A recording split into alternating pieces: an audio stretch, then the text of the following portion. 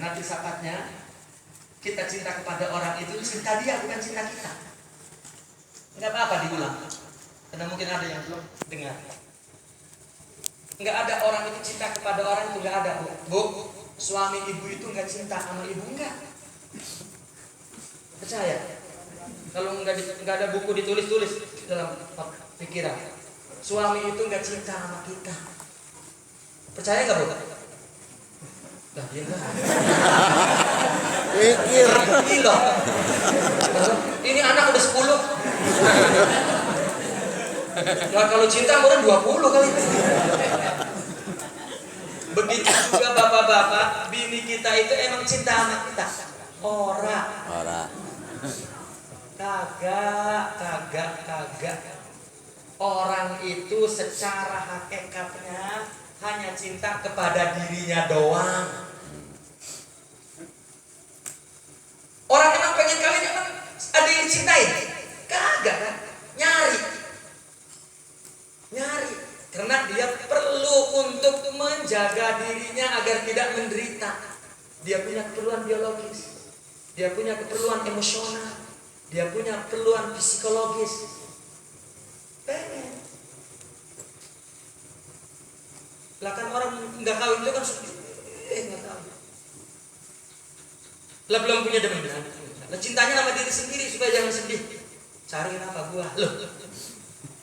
Akhirnya maka coba orang nyari bini, nyari kekasih apa ngomongnya? Saya mencari jantung hati saya. Lah bukan jantung hati ibu kan? Jantung hati dia dicari. Coba lihat kalimatnya itu menunjukkan hakikat cinta. Aku mau mencari jantung hatiku. Lah bukan jantung hati perempuan, jantung hati saya cari. Makanya begitu ngomong sama kekasihnya, engkau adalah cintaku, hatiku, ruhku. Loh, bukan ruh. Artinya begini, ketika kita mencintai seorang perempuan, itu cinta perempuan. Makanya pertamanya si laki-lakinya ngomong begini, Neng, abang cinta sama adek, Neng. Abang cinta sama Neng. Itu maksudnya, Neng, abang punya cinta kepada diri abang sendiri. Tetapi sekarang nih, ambil nih, cintain abang ya sama dengan cinta abang. Cintain abang dengan cinta abang. Cintain saya dengan cinta saya. Makanya itu sebab kekasihnya aku nurutin apa kata dia kan. Begitu kagak nurutin, udah loh, pergi ke malu loh. Karena dia udah gak pakai cinta kita untuk dicintai. Perempuan juga sama. Iya bang, saya juga cinta. Padahal iya bang, ini cinta saya nih. Ya, pakai ya untuk mintain saya. Karena dia ingin memenuhi segala keperluannya. Itu hakikatnya. Artinya begini, kita cinta kepada Allah, cinta siapa yang kita pakai? Cinta Allah. Makanya kata Tuhan, jika engkau ingin punya cinta yang engkau gunakan untuk mencintai Allah, in kuntum tuhibbunallah. Ini dari kata in ini jika. Belum terjadi. Jika engkau ingin punya cinta yang engkau gunakan untuk mencintai Allah, ambil cintaku. Cintaku sudah aku berikan kepada seorang yang bernama Muhammad. Fattabi'uni, ambil di dia. Kalau kita mau mendapat perhatian Allah, cintai Muhammad sallallahu alaihi wasallam. Fattabi'uni. Ikuti aku, kata Nabi. Lalu apa kata Nabi selanjutnya? Cintai aku lebih dari dirimu sendiri. Semua ini untuk apa? Ya. Untuk mendapatkan cinta. Karena hidup ini tanpa cinta, bukan cinta syahwat, hayawan, bukan. Cinta kepada Allah. Hidup ini jika tidak cinta kepada Allah, lemah. Sama dengan hidup ini jika nggak punya cinta sama dunia, sama harta, sama wanita, sama Toyota, sama senjata, sama juta-juta, lemah. Orang semua punya cinta, tapi siapa kekasihnya? Nah itu. Jika engkau ingin punya cinta untuk engkau cintai kepada Allah, cintanya kan kepada Allah, berarti cinta Allah. Fattabi'uni, ambil cintaku di Nabi, ikuti dia. Kalau engkau sudah mengikuti Nabi dan mencintai Nabi lebih daripada kamu mencintai dirimu sendiri, yuhibbukumullah, Allah akan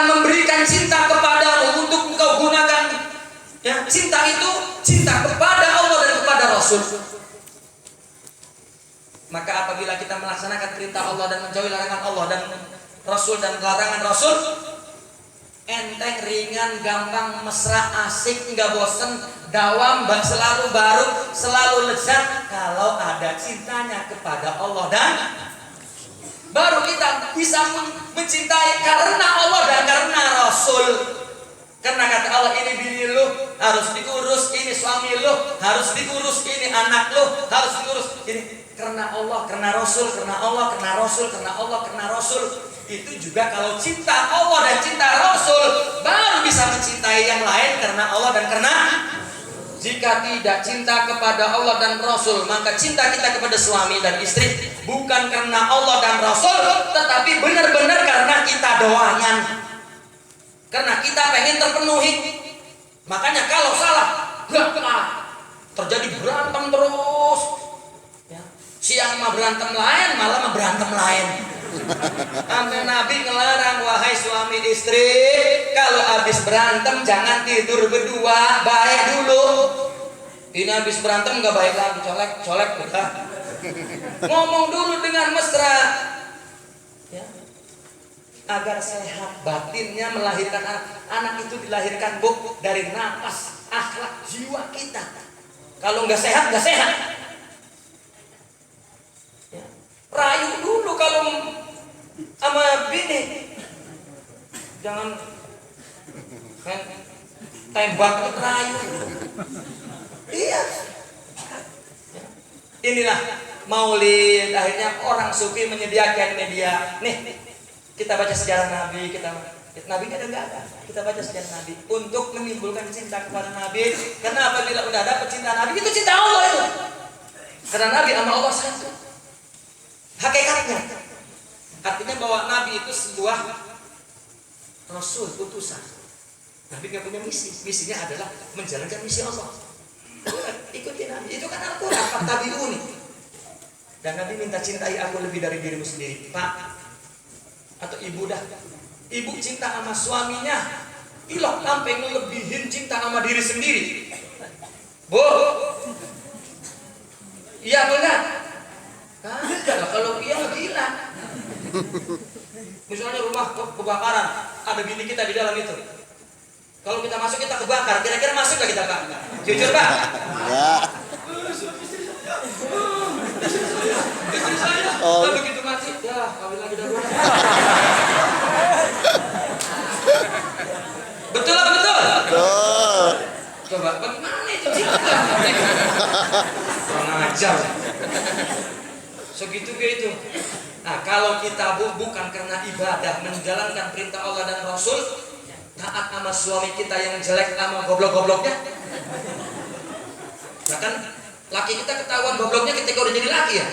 Lagi belum romannya gua bilang. Satria Mandra. Pas udah jadi laki Mandra bener. Kalau bukan karena ibadah, kesel banget niat laki bu. Gua 4 bat niat lu bang, duit dikit, kan gitu duitnya sama lu. Kalau bukan karena ibadah, maka karena Allah, karena Rasul. Coba si ibu, si bapak atau si laki perempuan cinta sama mertua karena cinta sama anaknya. Lah emang cinta sama mertua kalau bisa bermusuhan? Lah karena ada anak sama adiknya baik. Lah karena ada empoknya.